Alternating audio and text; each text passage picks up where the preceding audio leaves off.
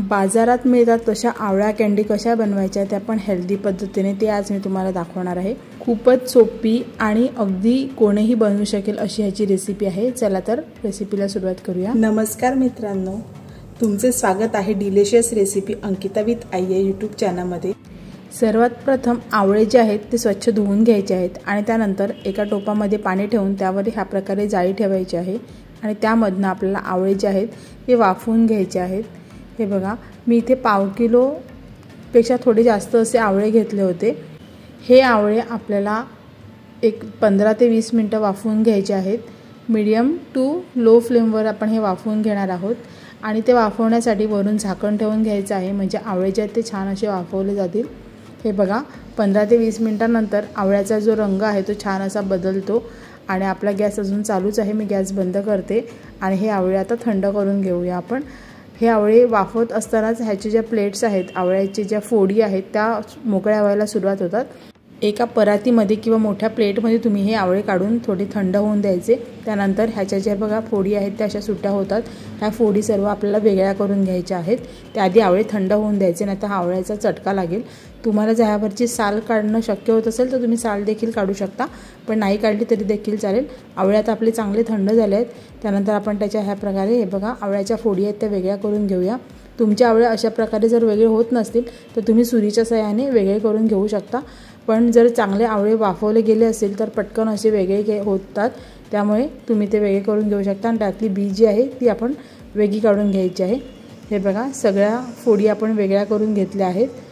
आता हे आपले आवळे आहेत ते पूर्णपणे कोरडे असे आवळे आहेत। आपण त्याच्यातलं पाणी जे ते पूर्ण काढून घेतलं होतं।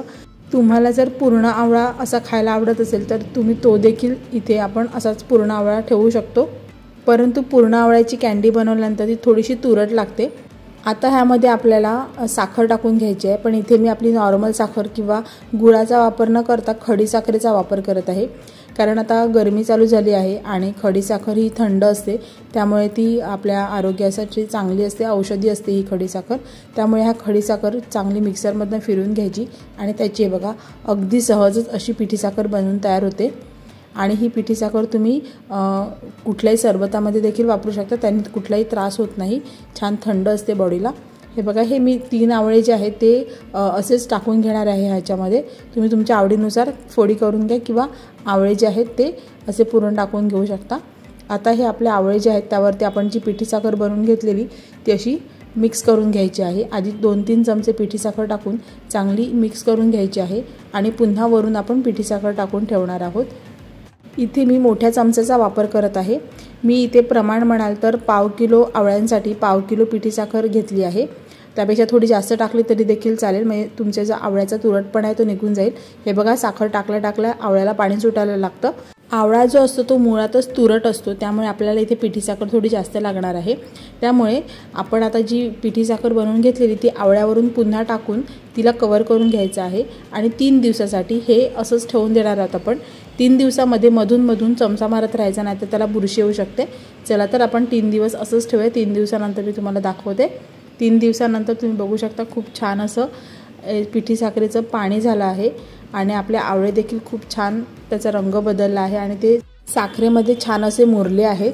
आता आपण ह्याचं पाणी काढून घेऊया। जाळीवरती टाकून ह्याचं पाणी चांगलं निथळून घ्यायचं आहे। जाळीवर टाकल्यानंतर 15-20 मिनिटं ह्याचं पाणी निथळण्यासाठी आपण असेच जाळीवरती हे आवळे ठेवून देणार आहोत, त्यामुळे पाणी जे आहे ते पूर्णपणे निथळून जाईल। त्यानंतर आपण हे आवळे जे आहेत ते सुकवून घेणार आहोत। उन्हामध्ये 1-2 दिवस चांगले सुकवायचे आणि ह्याचं जे पाणी निघतं ते पाणी अजिबात टाकायचं नाही, कारण हे एकदम हेल्दी असं सरबताचं आपल्याला सिरप मिळतं। ह्यामध्ये तुम्ही थोडीशी अजून साखर टाकून तुम्ही हे स्टोअर करून ठेवू शकता फ्रीजमध्ये। ह्या सिरपच्या 1 स्पूनमध्ये तुम्ही 1 ग्लास सरबत आरामात बनवू शकता, इतकं स्ट्रॉंग हे सरबतचं सिरप बनवून तयार होतं। आता आपले जे आवळे आहेत त्याचं पाणी चांगलं निथळलं आहे।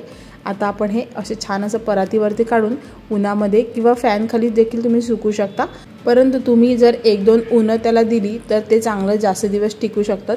आता मी तुम्हाला 3 दिवस सुकवलेले आवळे दाखवते। हे बघा, खूप सुंदर असे आवळे सुकून तयार झाले आहेत। तुम्ही हे असेच देखील खाऊ शकता। तसेच जे पूर्ण आवळे ठेवले होते ते सुद्धा चांगले असे सुकले आहेत। त्याला थोडासा तुरटपणा असतो, पण ते देखील खूप सुंदर असे लागतात। तुम्ही ते देखील ट्राय करू शकता। त्यानंतर आपण जी खडीसाखरेची पिठी साखर बनवून घेतलेली तीच पिठी साखर आता मी वरून टाकून घेत आहे। त्यामुळे आवळे तोंडात गेल्यानंतर एक तुरट अशी गोड चव येते, ती खूप छान लागते।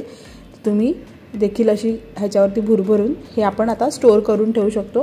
कुठल्याही हवाबंद डब्यामध्ये स्टोर करा। बाहेर देखील हे जास्त दिवस स्टोर होतात, त्याच्यामुळे बाहेर ठेवले तरी सुद्धा चालतील, फ्रीजमध्ये ठेवले तरी सुद्धा चालतील। हे बघा, आपली आवळा कँडी बनून तयार आहे आणि खूपच सुंदर अशी ही आवळा कँडी लागते आणि घरच्या घरी खूप सुंदर अशी हेल्दी आवळा कँडी बनून तयार होते। आवळ्यामध्ये व्हिटॅमिन सी मोठ्या प्रमाणात असल्यामुळे हे आपल्या आरोग्यासाठी अत्यंत फायदेशीर असं आहे। त्वचेसाठी, केसांसाठी खूप फायदेशीर आहे, म्हणून ही रेसिपी तुम्ही नक्की ट्राय करून बघा। तुम्ही इथे खडीसाखरेच्या ऐवजी गुळाचा किंवा साखरेचा देखील वापर करू शकता।